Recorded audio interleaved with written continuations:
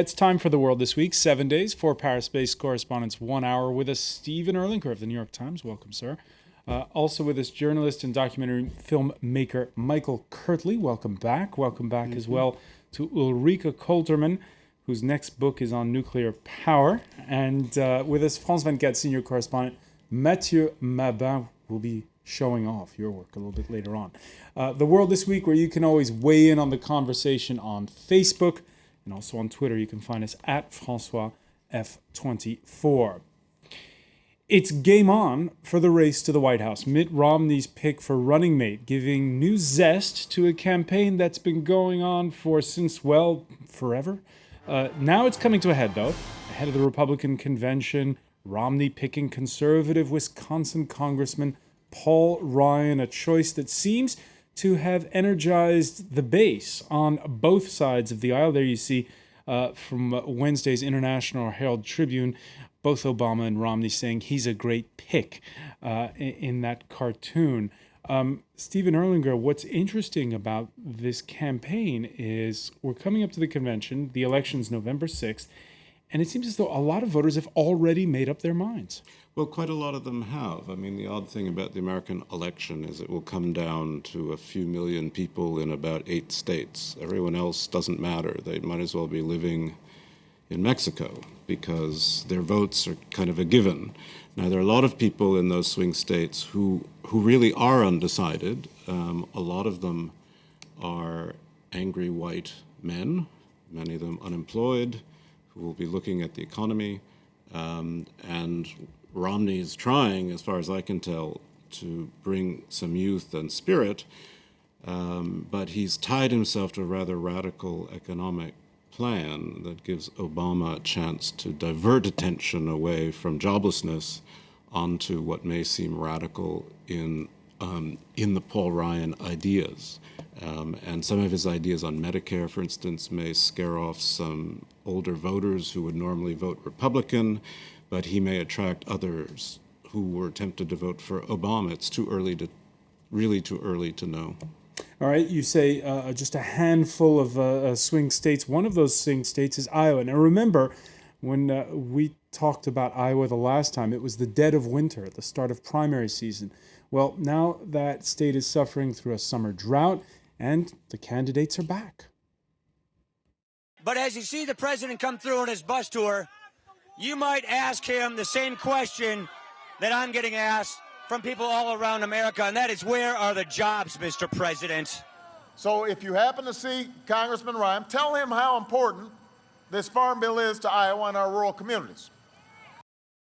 It's a strange thing, is it not, Michael Kirtley, an election that takes place in 50 states, and yet, as Stephen was saying, it boils down to just a handful of them, and the tone of the campaign can sometimes seem a bit parochial if you're watching from the outside. Yeah, and you have to ask yourself exactly what was Romney going for when he was choosing Congressman Ryan, because first and foremost, he's a congressman. Congress does not have a great approval rating inside the United States, only something about 10 to 15% approval rating right now. So in choosing Ryan, he had to be going for the base. Obviously, that was his choice to say we're going to go after the Christian right and the other conservative elements in the Republican Party. But what's going to happen, in my opinion, to the center of the Republican Party? That's interesting. Are they going to go vote? Is this energizing them? But as was said earlier, obviously the biggest question is this very, very small margin. I think the New York Times came out recently and said 3 to 5% margin of those undecided voters. And so I think this was a gift to Obama, actually. Were you surprised? He's kind of an everyman figure, Ryan is. And so in that sense, I think that Romney was trying to sort of balance out his own image of being rather aristocratic. But I think I was surprised. On the France 24 debate Facebook page, Matt wrote the following, that Paul Ryan's plan to save Medicare by reforming the program that is currently going bankrupt. I guess not every nation can live like it's Greece. So some people are supporting him. In fact, Ryan getting favorable reviews from The Economist as well in an editorial entitled "The Man with the Plan." The Economist writes, "He may harm Mr. Romney's chances of election, But although his thinking is open to much criticism, his clarity is a virtue and increases the chances that voters will be presented with a proper choice on the central issue of this November's presidential election, how big America's government should be. Ulrike Kollmann, is that the central issue in your view?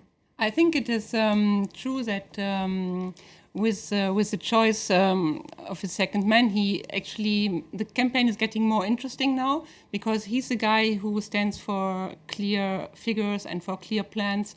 And so what he said about budget and Medicare, I think now the campaign is getting more substantial. So in this point, it's true that it was a good choice for both sides, because the Obama side has a clear target, and the Republicans have someone who stands for a very clear concept, and he's a very bold reformer. So he will animate the debate more than it has been so long.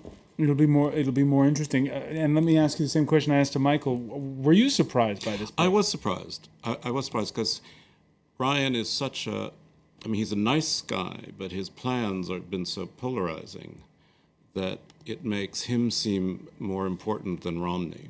I mean, suddenly the discussion is all about Ryan's plans, not about Romney's plans, and it kind of diminishes Romney. It makes him seem, to me, less presidential. I thought he'd go for someone more like Tim Pawlenty, who's a former governor. But so I was surprised. I mean, these things are big risks. In the end, people vote for the president, not for the vice president. We'll see what actually happens. But Ryan will bring, I think, forward, is very important, a debate on the American deficit. He's very much believes it needs to be controlled. We have no idea how Obama intends to control the deficit, and that's important. All right, so Ulrike and Steve saying at least we're going to have a substantive discussion on that matter. But unfortunately, to those who predicted that this choice of a clear-cut fiscal conservative would raise the tone, well, not this week at least. Under Obama's plan, you wouldn't have to work and wouldn't have to train for a job. They just send you your welfare check. And welfare to work goes back to being plain old welfare. Mitt Romney will restore the work requirement because it works.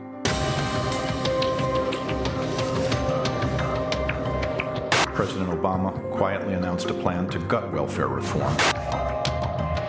The ad itself is full of outright lies. The notion that the work requirement has now been ended is a lie. Mr. President, take your campaign out of the gutter.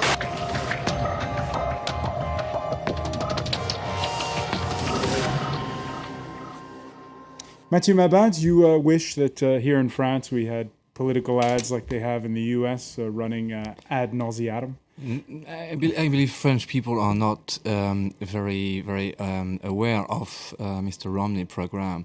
We are still on the last campaign. In fact, it was as the rest of Europe. Such a revolution 4 years ago. A black man in the White House. Mr. Obama was so popular. It was really a revolution. So the image of Mr. Obama is almost the same as 4 years ago, and the French politics is so different than the American system. The campaign is so different. I'm not even sure a French conservative wants to be linked to Mr. Romney. The image of Mr. Obama is much more popular. Well, does that surprise you when you're covering for American readers? No, well, I mean, I was here 4 years ago when Obama came as a candidate, and Sarkozy, who, after all, was on the center-right, wanted to identify with him. He couldn't keep his hands off of him. It was extraordinary, and I think it embarrassed Obama. That was part of the difficulty of their relationship in the beginning.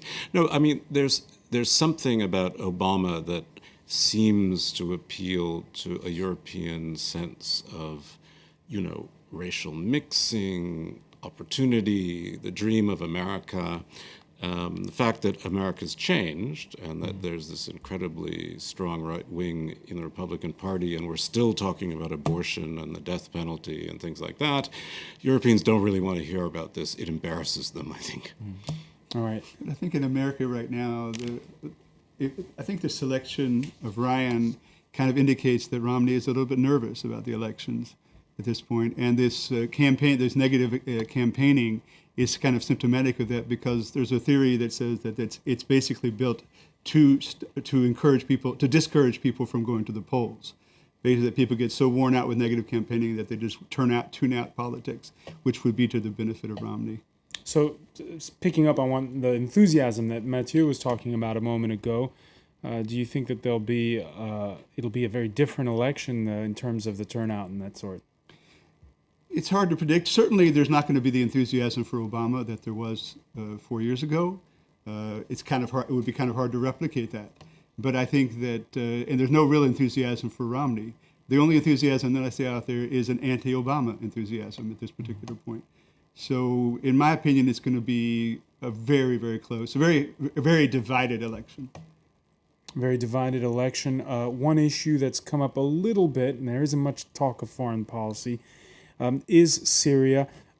Stephen Erlinger, any chance of a U.S.-led intervention in Syria between now and Election Day? I think almost none, unless suddenly biological and chemical weapons look like they're falling in the hands of Al-Qaeda. Then I can see an intervention of some kind. I mean, I expect a no-fly zone to come pretty soon. I mean, the Syrian rebels, let's call them rebels, are divided, but they are beginning to create a kind of zone of their own territory which allows resupply.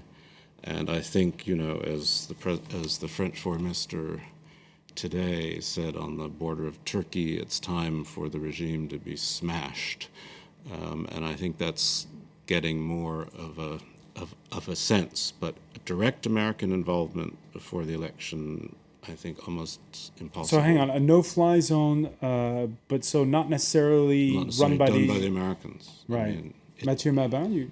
I think if you want to watch the situation in Syria, the main trap would be to compare the situation to Libya.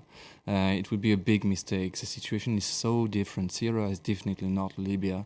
A no-fly zone over Syria is much more complicated than in Libya. The Syrian Air Force is definitely not the same, and the neighbors are definitely not the same. So, of course, everybody knows it would be the situation. There is one way to stop the massacre in Syria is to create a no-fly zone over Syria. Today the planes are killing people, so it would be the solution. But this solution is going to be very difficult to reach, and it's absolutely not sure the international community can succeed in creating a no-fly zone over Syria. Definitely not. And the French foreign minister that you were mentioning, Stephen, wary of intervention. He went on record as saying so on Thursday, but he's not holding back when it comes to his feelings about Syria's current president. Bashar al-Assad no longer deserves a place on this planet because he's carrying out the destruction of an entire people. We cannot accept Assad any longer, even if he has lost ground, and if he loses more every day while he continues his violence. Assad would no longer deserve a place on this planet. Ulrike Kolderman, your thoughts on that? Great words, but nothing happening on the ground. I mean, when you compare this with the situation in Libya, even though you cannot compare the situation on the ground, but let's just compare the French attitude in Libya. They were just first front and trying everything. But is he implicitly there calling for the assassination of the Syrian president? I don't think so. I mean, the easiest way would be backing the rebels, but that's tricky as well, because you cannot flood the country with even more arms. The rebels are not unified, and there's a big chance that the Islamists can profit from the situation, and the international community also has to prepare for the post-Assad era, and this is not happening now. You know, there is a rule in diplomacy. When you're weak on the ground, when you're weak on the battlefield, and when you can't do anything, you use hard words. And this is typically what we are seeing with our foreign minister, definitely. Yeah, I took the trouble before coming here of going over the last about 15 weeks of news headlines. You did your homework, Michael. Every week it was situation in Syria escalates. Ban Ki-moon says we have to do something, or somebody else says we have to do something. And What I noticed at the same time is there's no real popular groundswell in France, in America, or anywhere. People seem to have lost a serious interest in this, or else they're tuning out the violence. But during the Arab Spring, it seemed like Libya kind of fell into that same category, and people sort of were cheering for the rebels in Libya. I don't see that exact same approach here. So I think not only are there much more complicated political dynamics that exist in terms of thinking about an intervention of some sort, but there's also perhaps a lack of popular will to go after to attack the situation. And gridlock at the United Nations. In gridlock, but I think that if there were some popular will around somewhere, that might dissipate. Well, I mean, I must say, I think rhetoric like that undermines the credibility of the new French government, because if they're not prepared to do anything, they shouldn't talk that way.